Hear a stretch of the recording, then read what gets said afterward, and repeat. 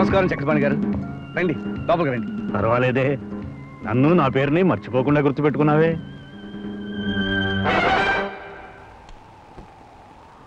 మీరు చేసిన సహాయం ఎలా మర్చిపోగలను సార్? మరి నేను చెప్పిన సలహా మర్చిపోయావే? మర్చిపోలేదు సార్.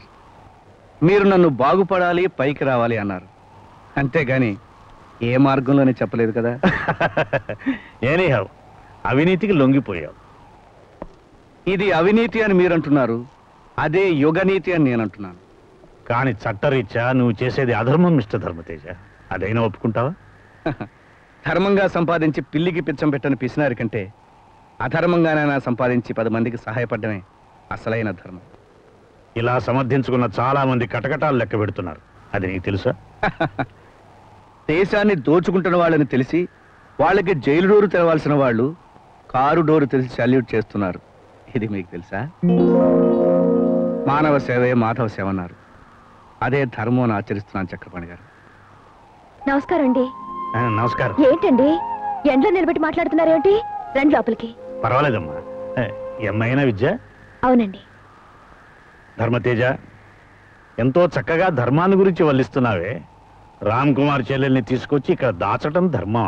పారిపోయి వచ్చిన ప్రేమికుల్ని చేరదీసేనే గాని రామ్ కుమార్ చెల్లిని నేను తీసుకురాలేదు సార్. Of course. చూడు, విద్య కనిపించడం లేదని వీళ్ళ అన్నయ్య కంప్లైంట్ ఇచ్చాడు. ఈ అమ్మాయి ఇక్కడ ఉంది, నేను ఇప్పుడు తీసుకెళ్ళాలి.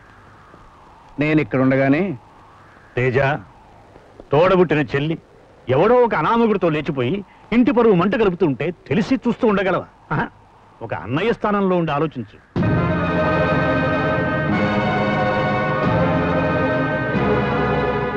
సరే, తీసుకెళ్ళండి. రామా. అమ్మా, మీరేనే చెప్పండి. ఏమండి, ఏమిటండి ఇది? సంపూర్ణ, కమాన్. నేను రాను.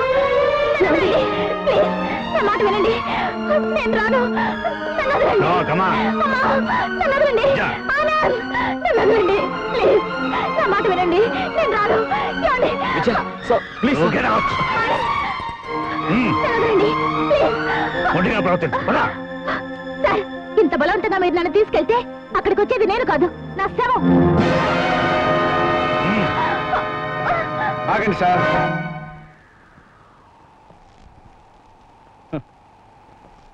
అన్న స్థానంలో ఉండి ఆలోచించమన్నారు, ఆలోచించి విద్యను మీకు అప్పగించాను. ఆమెను బలవంతంగా మీరు తీసుకెళ్తున్నారు. అలా తీసుకెళ్తే విద్య ఆత్మహత్య చేసుకుంటానంటుంది. అయినా తీసుకెళ్ళడం న్యాయం అంటారా? చెల్లి సుఖం కంటే, చెల్లి ప్రాణం కంటే పరువు ముఖ్యమనుకునే వాడిని వెనకేసుకొచ్చి ఈ అమ్మాయిని ఇలా బలివ్వడం న్యాయం అంటారా? చెప్పండి. చక్రపాణి గారు, తండ్రి స్థానంలో ఉండి ఒక్కసారి ఆలోచించండి. మీకే ఇలాంటి కూతురుండి ఆమె ఇదే పరిస్థితిలో ఉంటే ఆమె ప్రేమను గుర్తించి బ్రతకనిస్తారా, లేక ఇలా బలవంతంగా తీసుకెళ్లి జీవితం అంతం కానిస్తారా? చెప్పండి. అన్న స్థానంలో ఉండి ఆలోచించినా, తండ్రి స్థానంలో ఉండి ఆలోచించినా ఇప్పుడు ఈ అమ్మాయిని ఇక్కడ వదిలిపెట్టి వెళ్ళడం న్యాయం కదూ? అయితే వదిలేయండి.